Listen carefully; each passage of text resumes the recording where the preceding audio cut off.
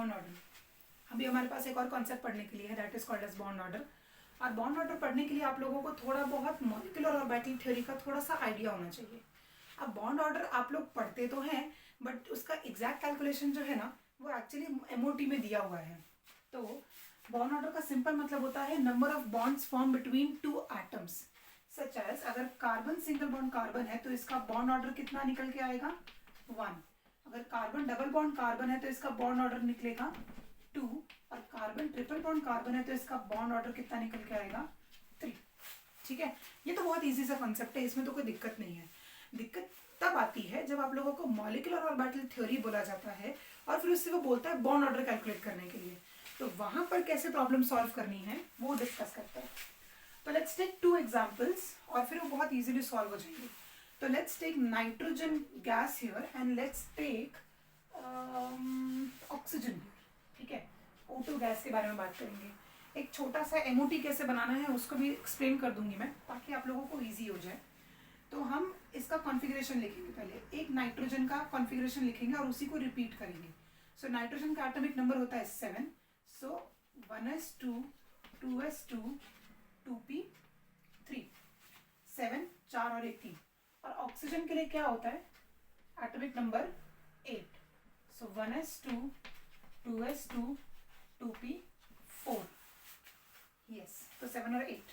अब देखते हैं 1s2 2s2 मत बनाओ, ठीक है। 1s2 2s2 तो बनाना आता ही होगा हम लोगों का। इंपॉर्टेंट है 2p वाले ऑर्बिटल इंपॉर्टेंट है।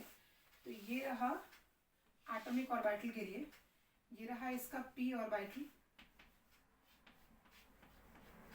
ये रहा इसका p ऑर्बिटल।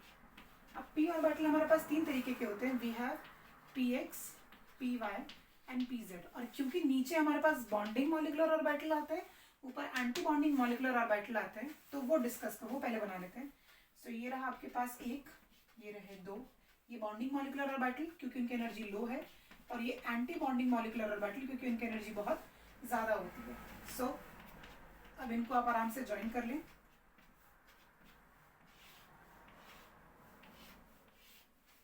थोड़ा सा खराब डायग्राम बन सकता है, आप कोशिश करो अच्छी बनाने की। सो ये है px, ये है py pz, ये है px स्टार, ये है, और ये 2p है, 2px 2py 2pz, ये 2px स्टार, और ये 2py स्टार, और ये 2pz स्टार, ये एज इट इज बनाए हुए। अब ये भी एक नाइट्रोजन गैस है और ये भी एक नाइट्रोजन गैस है, ये एटॉमिक ऑर्बिटल बनाए हैं हम लोगों ने, ये एटॉमिक ऑर्बिटल्स हैं, और इनको मिलाकर जो बनते हैं उसको कहते हैं मॉलिक्यूलर ऑर्बिटल्स। तो देखो इधर 3 इलेक्ट्रॉन है, मतलब एक नाइट्रोजन को 3 इलेक्ट्रॉन है, दूसरे वाले को भी 3 इलेक्ट्रॉन है। देखो 3 इलेक्ट्रॉन बना लिया हम लोगों ने। तो अब टोटल 6 इलेक्ट्रॉन है, आपको नीचे से ऊपर जाते वक्त 6 इलेक्ट्रॉन फिलअप करने हैं। तो 1 2 3 4 5 एंड 6 इलेक्ट्रॉन नीचे फिल हो गए। अब बॉन्ड ऑर्डर का फॉर्मूला क्या दिया जाता है?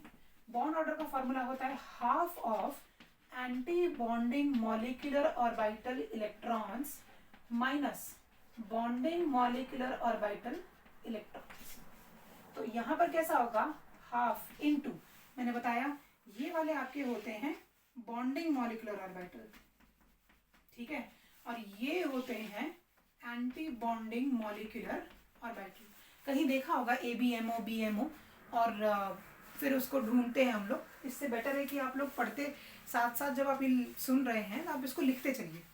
So anti bonding molecular orbital है यहाँ पर। तो हाफ आपके बॉन्डिंग मॉलिक्यूलर ऑर्बिटल में कितने इलेक्ट्रॉन्स हैं, 1 2 3 4 5 6 माइनस यहाँ पर कितने इलेक्ट्रॉन्स हैं, मुझे नहीं दिख रहा, 0। So that is half into 6, that is 3। तो नाइट्रोजन का जो molecular what we can say bond order है वो 3 है। दैट सिंपली मीन्स कि नाइट्रोजन का एक एटम और 2 एटम जो है दोनों के बीच में कितने बॉन्ड बन रहे हैं, 3 बॉन्ड्स बन रहे हैं। आप जानते हो कि नाइट्रोजन N2 गैस जो एग्जिस्ट करता है वो ट्रिपल बॉन्ड N में एग्जिस्ट करता है। So this is how you are going to calculate the bond order of any element, any molecule, I am so sorry, with the help of molecular orbital theory. Same case आप लोग oxygen के लिए भी use कर सकते हैं। अब अगर किसी ने नहीं लिखा तो इसको स्क्रीनशॉट निकाल लो। तो फिर मैं क्या करूंगी, सेम में हम लोग ऑक्सीजन, मतलब वो चीज हम यहाँ पर ही यूज करने वाले हैं। So let's just rub this and ये वाला पार्ट, बस हो जाएगा, इसके बिना इससे निकाल के हो जाएगा। अब ऑक्सीजन के देखो ये तो नहीं बनाने, 2p4 है, मतलब एक इलेक्ट्रॉन यहाँ ऐड करना है और एक इलेक्ट्रॉन यहाँ ऐड करना है। यहाँ भी 4 इलेक्ट्रॉन हो गए, यहाँ भी 4 इलेक्ट्रॉन हो गए, ये भी ऑक्सीजन, ये भी ऑक्सीजन, ये p ऑर्बिटल है, ये 2p है और ये भी 2p है।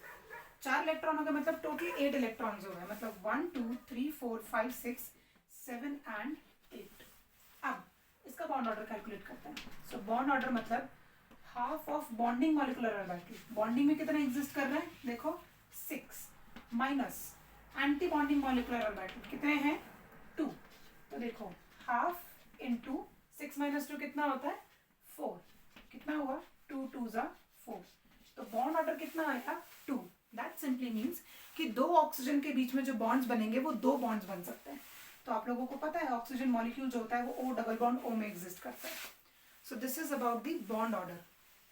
अब बॉन्ड ऑर्डर का एज सच कोई फैक्टर्स इफेक्टिंग नहीं होते हैं, ठीक है, मतलब ऐसा कुछ नहीं है कि अगर आप साइज बढ़ा दोगे तो बॉन्ड ऑर्डर डिक्रीज हो जाएगा, एज सच ऐसा कोई हमारे पास फैक्टर नहीं है। बट हाँ, बॉन्ड ऑर्डर का स्ट्रेंथ जो है वो इंक्रीज हो सकता है अगर आपके पास एंटी बॉन्डिंग में इलेक्ट्रॉन्स नहीं हुए तो।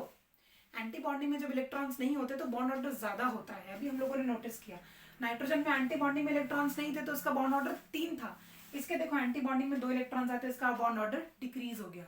सो कहीं पर भी अगर आप जो भी जनरल ऑर्गेनिक केमिस्ट्री पढ़ेंगे या फिर कहीं पर भी पढ़ेंगे तो नोटिस करना कि जब हमारे पास बॉन्ड ऑर्डर मतलब जब एंटी बॉन्डिंग में इलेक्ट्रॉन्स आते हैं ना तब जाके हमारा बॉन्ड ऑर्डर जो है वो डिक्रीज होना शुरू हो जाता है। So this is all about the bond order concept.